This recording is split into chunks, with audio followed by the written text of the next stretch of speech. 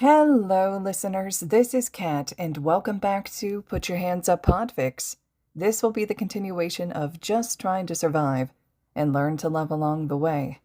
This will be part 25, chapters 48 and 49. Chapter 48 of Hugs and Apologies. The three of them sit together until Izuku calms himself down enough to relinquish his hold on them. His dads don't stray far, only moving back into their seats. Sho gives him a serious look before grabbing his hand again. Listen, kiddo. We've also got some bad news for you. Uh-oh. Izuku thinks he knows where this is going. Is it about the student that died? His dad looks briefly surprised before he schools his expression again and nods. How do you know about that? Izuku fidgets nervously before fisting his free hand in the sheets. He wants so badly to sign right now, but he should be comfortable enough with his dads to talk, right? They've never given him a reason to not trust them, and Izuku has talked to them 1,000,000 times before. So why can't he do this? He opens his mouth to speak, but no words come out, and he finds himself looking everywhere but at his dad's. Movement past Zashi catches his eye, and he turns to it, finding Kachan staring at them with open curiosity on his normally guarded face. Izuku must have woken him up with all his crying. However, it must not have been too excessive because Kirishima is still smushed against Kachan's chest, seemingly dead to the world. Izuku cringes at the poor turn of phrase and averts his eyes. He can practically feel the heat of Kachan's gaze on the side of his head, as if the other boy had heard his thoughts. He's not telepathic, right? That would be rather unfortunate. Well, Izuku cuts himself off. He doesn't even want to think about what the villains had been saying, even if that part hadn't been as traumatic as the rest of the kidnapping.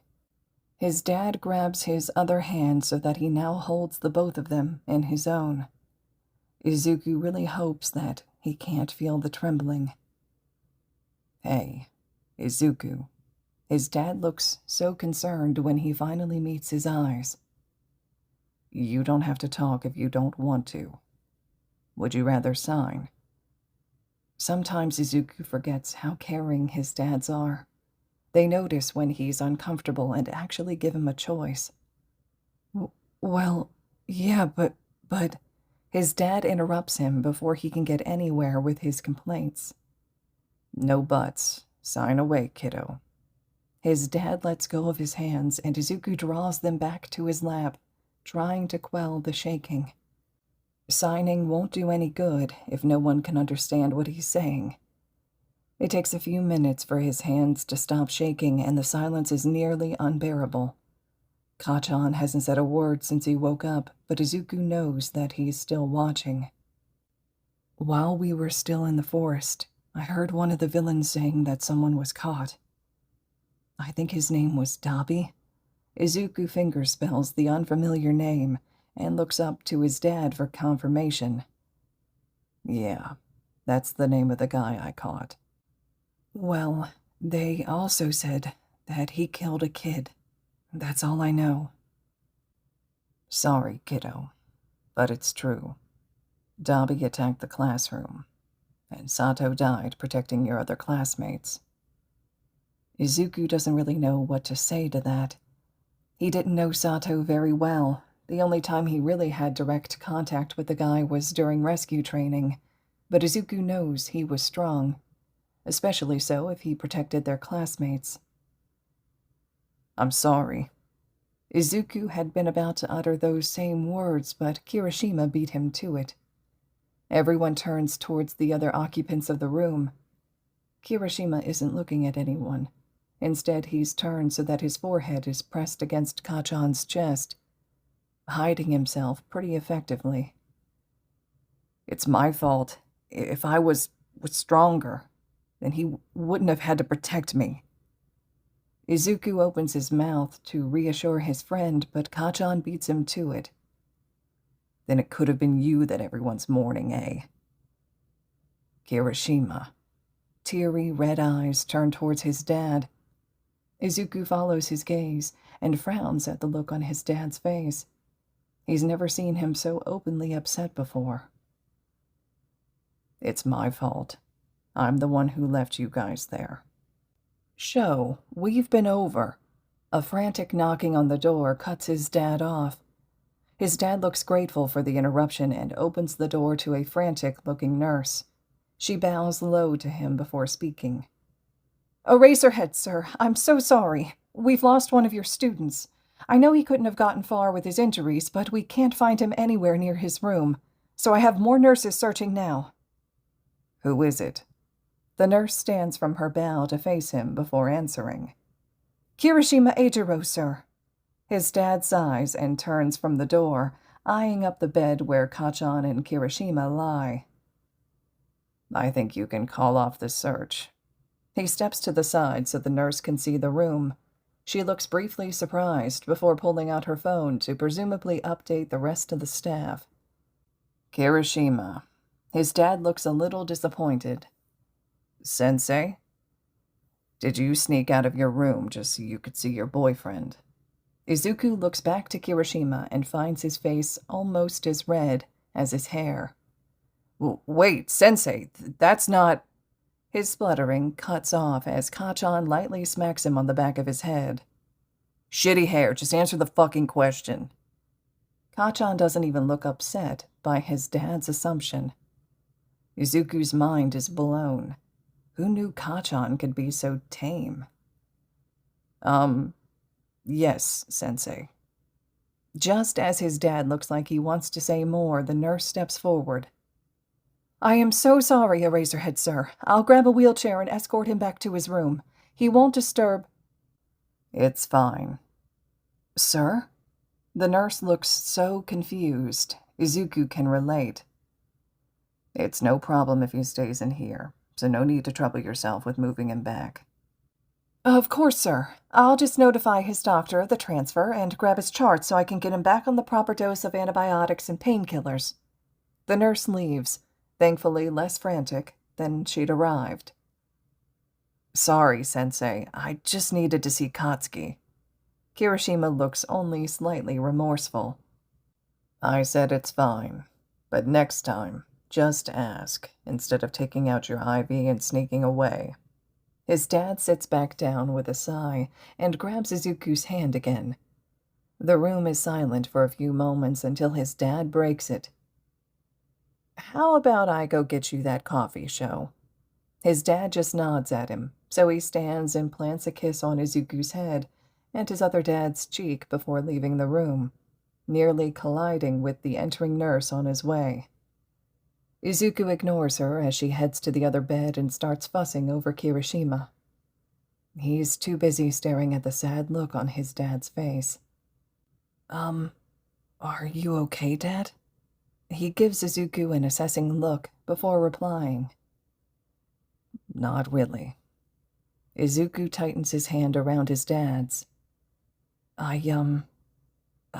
know it doesn't mean much, but I'm sorry. What for? None of this was your fault, Izuku. I know. But it wasn't yours either. It's not like you asked the villains to attack us, right? His dad squints at him. Of course not. Then it's not your fault. And I'm sorry because you lost a student. I don't think many knew Sato all that well, but he was still in our class, and it sounds like he was a true hero. Yeah, he was. His dad sighs and looks down at their hands. Izuku carefully lets go before pulling his dad into another hug. He seems like he could use the comfort right now, whether he admits it or not. That's how Dad finds them when he returns, 2 steaming cups of awful hospital coffee in hand. Chapter 49 of Sleepless Nights and a Hospital Room. Hitoshi is one of the lucky ones. He got partnered with Aoyama for the Walk of Courage, and while he's not close to the other boy, they get along well enough. He's one of the few that weren't scared to talk to him back when he was in general studies, and everyone learned what his quirk is. Aoyama is eccentric, but he's not pushy and left Izuku alone when a lot of the class wouldn't, so that gives him extra brownie points. Shinso. Hitoshi hums, and that's enough of a response for the other boy. Isn't it a bit weird that they haven't tried to scare us in a while? Hitoshi stops walking. It's probably been a good 10 minutes since they last ran into the other class. They haven't strayed from the path, but there hasn't been any sign of other people. Could be a scare tactic. But 10 minutes of build-up? Unlikely. Yeah, it is.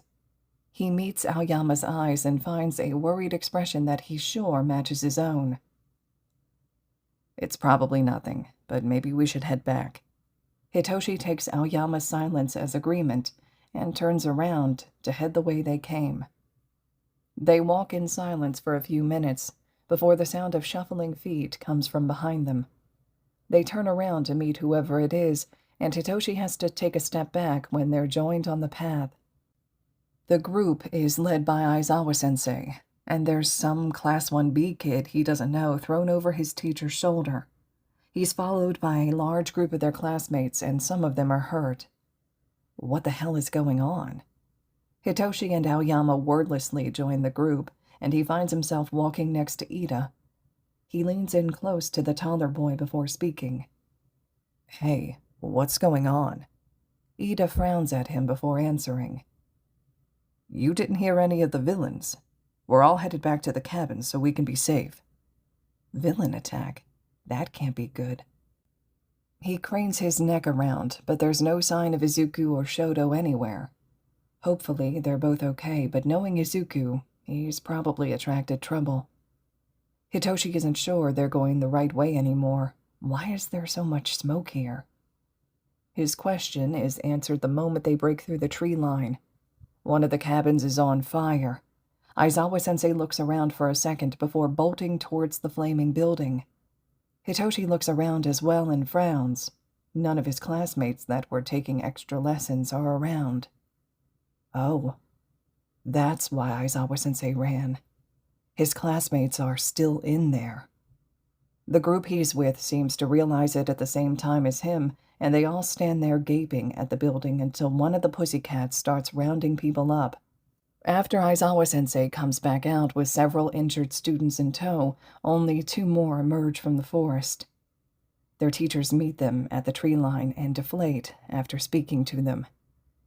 It doesn't take a genius to understand why. 2 students haven't returned. Izuku and Bakugo are gone. Everything after that is a bit of a blur. He piles into a bus with Vlad-sensei and the rest of the uninjured kids, and they're taken back to the school. Somebody must have called everyone's parents because by the time they're pulling up to the school, there's a crowd of adults waiting for them. Hitoshi gladly accepts the teary hugs from his parent and doesn't say anything as he's ushered into the car. Izuku is gone. On the bus ride, he'd harassed Vlad-sensei until he told them that they were taken by villains. At least there's a chance that they're still alive. What would a villain want with sweet Izuku? The thought keeps him up all night. When 5 a.m. hits, he crawls out of bed and gets dressed. His parents won't be up for a while, but he needs to do something, and visiting his classmates at the hospital seems like a good thing to occupy his time. Well, there's only 1 or 2 classmates he'll actually visit, but it's the thought that counts, right? He texts his parents on the bus ride to the subway so that they don't worry about him disappearing. Luckily, there aren't a lot of riders this early in the morning, and everyone is too tired to bother each other. He gets to the hospital after an hour-long subway ride and another short bus journey where he tried his best not to fall asleep. It wouldn't do him any good to miss his stop. When he steps in the doors, he wanders around a little, unsure of where to go. He doesn't want to bother anyone that's working, and he's not even sure that Todoroki is still admitted. He knows his friend was bleeding, but he doesn't know how severely. He turns the corner and nearly runs into Endeavor. Thank God he didn't, because that would have been embarrassing. The hero stares at him for a minute before his eyes widen in recognition. "Oh, you're one of Midoriya's friends, right? Did you come to see him?" Holy shit, he's okay. He's been rescued? Hitoshi asks the question far too loudly, but Endeavor just smiles at him. "They both were a few hours ago. His dads are with him now. Why don't I show you the way?" Hitoshi nods at him, and the man turns around, heading back the way he came from. "It's Shinso, right? Shoto has mentioned you a few times." "Yes, sir. He's one of my best friends, along with Izuku." "That's good to hear. Shoto is recovering well. He's got a fair amount of scrapes and bruises, but nothing too severe.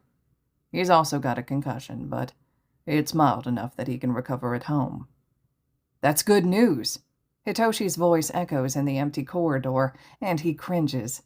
He'd apologize for his volume, but he's far too excited to see Izuku, hopefully in one piece, to care. After what feels like years of walking, Endeavor stops and knocks at a door that has a pair of police officers flanking it. Aizawa-sensei answers it and looks a bit confused until Endeavor steps to the side, and his teacher catches sight of him. Aizawa-sensei steps to the side to let him in, and Hitoshi eagerly steps through. He stops at the foot of Izuku's bed, and they just look at each other. Izuku looks mostly okay. A large bruise on the side of his face where someone most likely hit him. Other than that, though, he looks as good as new. He's frowning at Hitoshi, and he knows that it's because of the dark circles under his eyes that rival Aizawa-sensei's. "All right, listeners. Sho and I have an important meeting at the school we need to get to.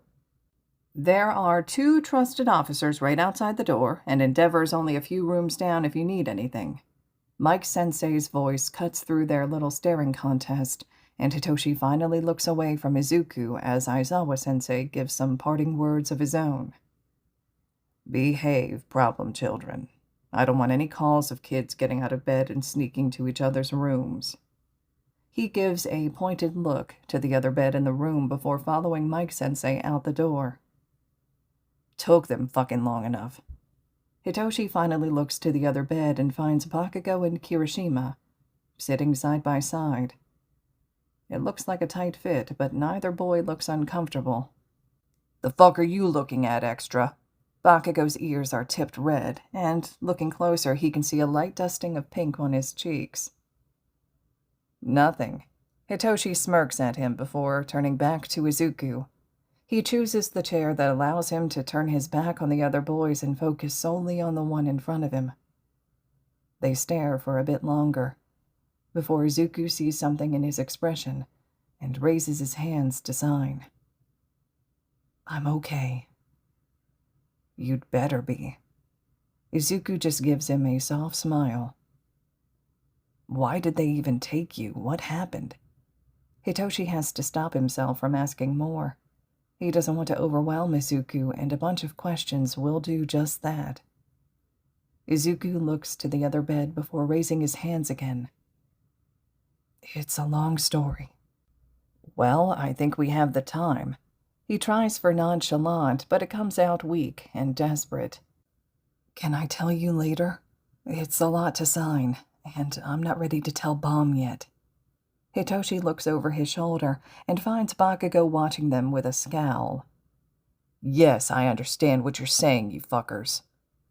"Why in the world do you know sign language?" "It's because of his quirk. Kirishima is cut off by a glare from Bakugo and gives him a remorseful look. Bakugo looks back to Hitoshi and scowls harder at the curious look on his face. "Because of how fucking loud my quirk is, I might go deaf one day. It pays to be fucking prepared." Hitoshi just raises his brows at him and turns back to Izuku. He doesn't look surprised. Hitoshi assumes he knew already. It's just like him to figure something like that out. "Okay, you can tell me when you're ready, Izuku." Izuku gives him a bright smile, and Hitoshi can't help but smile back. "Thank you." Izuku rests his hand, palm up, on the blankets. Hitoshi takes the invitation and grips his hand as tightly as he dares. Izuku lays back down in the bed without letting go of his hand. Hitoshi turns their hands so that his is clasped below Izuku's and presses a feather-light kiss on the back of it. Izuku is beet red, but he's also smiling, so Hitoshi takes it as a win. He lays his head on his forearm and shuts his eyes. He can sleep peacefully now that he knows Izuku is all right. All right, listeners, this concludes Chapter 49 of Just Trying to Survive and Learn to Love Along the Way. Chapter 50 will be up next. I would love to hear the thoughts and reactions, of course, that you're having to these couple chapters we just did, as well as the entirety of the fic so far. So drop your comments below for me. Let me know what you're thinking. And as always, thank you all so much for listening.